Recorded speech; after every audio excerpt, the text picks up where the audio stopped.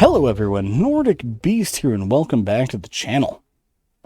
I enjoy Warthunder's Battle Pass. I usually pay for it and I grind through it. The last few Battle Passes they had removed the lower ranking vehicles in exchange for premium time. Some may like this, and there may be factors such as the cost of designing and implementing these vehicles into the game that cause Gaijin to stop adding these lower ranked Battle Pass vehicles, but I for one miss them. So here is my list of 5 or more lower ranking vehicles that I would like to see in the Battle Pass. First on our list, we have the Rhino Heavy Armored Car. At the outbreak of World War II, many Commonwealth countries were short on armored vehicles, and the United Kingdom, being at the forefront of the war effort, was unable to supply these countries with the vehicles that they needed, leading to many of these countries making a few vehicles of their own. Australia took the Canadian military pattern truck chassis, the same as used on the Canadian Fox armored car, added a well-sloped 30mm armor on the upper front plate and 11mm on the sides and rear, topping off the car with a turret from a Crusader Mark II. High speed, good armor, and a decent gun, I could honestly see this powerful little armored car at 2.7 for Britain. Next on our list is the Finnish captured and modified Russian T-50 light tank. Now, we already have the T-50 in-game, fast and powerful light tank that's almost as effective as its T-34 cousin, which is ironic due to the T-34 being one of the reasons it didn't enter mass production. The Finns were known for using any vehicle they could get their hands on, and many of these were captured Soviet vehicles. Though there were only a handful of the T-50s made, many were up-armored by the Soviets. While this individual vehicle was a standard T-50 that was captured, it was likely a Finnish repair shop that bolted on the armor on its upper front plate and around the sides and back of the turret. The armor was increased to 57mm at its thickest point. I feel this impressive vehicle, with its increased armor and unique Finnish paint job, should be added to the Swedish at 3.0. With the addition of flamethrowers in the most recent Battle Pass, I feel this entry would have been perfect in place of the premium time offered, the Caro Amato L335LF flamethrower tankette. After the Italians had success with flamethrowers in Ethiopia, they wanted to expand the weapon's effectiveness. They did so by installing an upscaled version of the weapon on the rather numerous L3 chassis with an armored fuel trailer and a coaxial 8mm machine gun.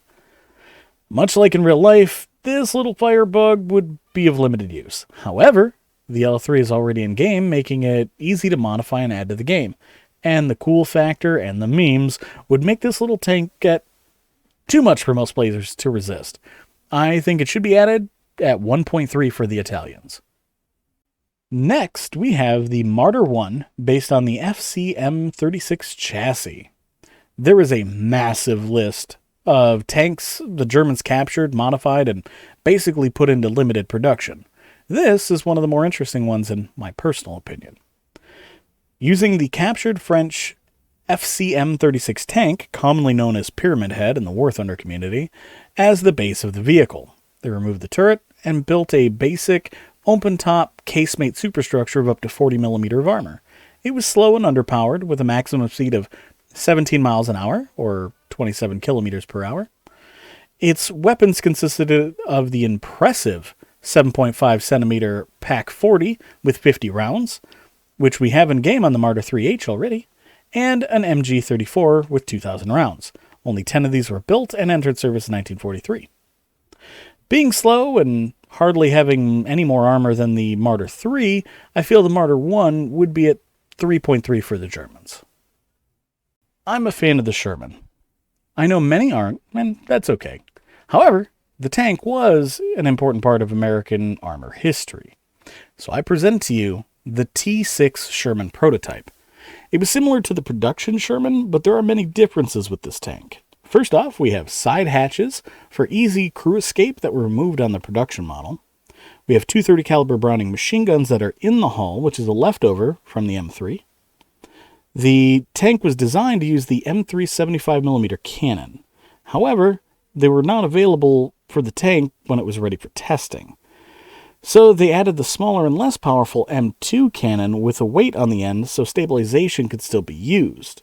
Lastly, this tank still used the high-angle anti-aircraft machine gun commander's cupola, same as on the M3 Lee. Overall, this would prove to be a less powerful Sherman with more weak spots, but with decent armor and stabilization. I think this would work well at 2.7 for the US.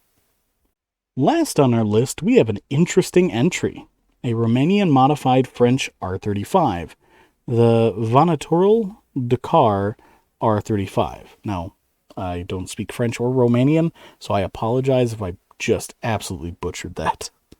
Now, in 1939, the Romanians had received 41 R-35s from France, and with the fall of Poland, the Romanians would help the Polish that were fleeing the conflict and kept 34 of their R-35s. Mid to late 1940, the Romanians were suffering from small skirmishes with the Soviets on their borders, and knew an attack was coming. With the failure of both Britain and France in the fall of Poland, and now with the fall of France, Romania dropped their alliance with the British and allied themselves with the Germans against the coming Russian invasion. The Romanians knew they needed something more capable against the Russian tanks, and though the R-35 had decent armor thickness of 40 millimeter, the Russian cast hulls were often of poor quality. They intended on mating this with a French-Romanian 45 millimeter cannon. However, this never came to be, so they used modified Russian 45 millimeter cannons instead. Though the tank was still obsolete post-upgrade, this gave the Romanians use out of their R-35s where they'd otherwise have been completely useless. Total of 30 were converted. I feel this could be added to either the Italian line, as Romanians already seem to have some of their vehicles there, or the French line as the base vehicle is French. Either way at 1.7. So that's it for my 5 or more vehicles I would like to see in Warthunder's Battle Pass. Is there any that you would like to see? Do you have any ideas of what you'd like to see on the channel in the future? Let me know in the comments down below. I'll see you guys in the next one. Vehicles into the game that cause guys and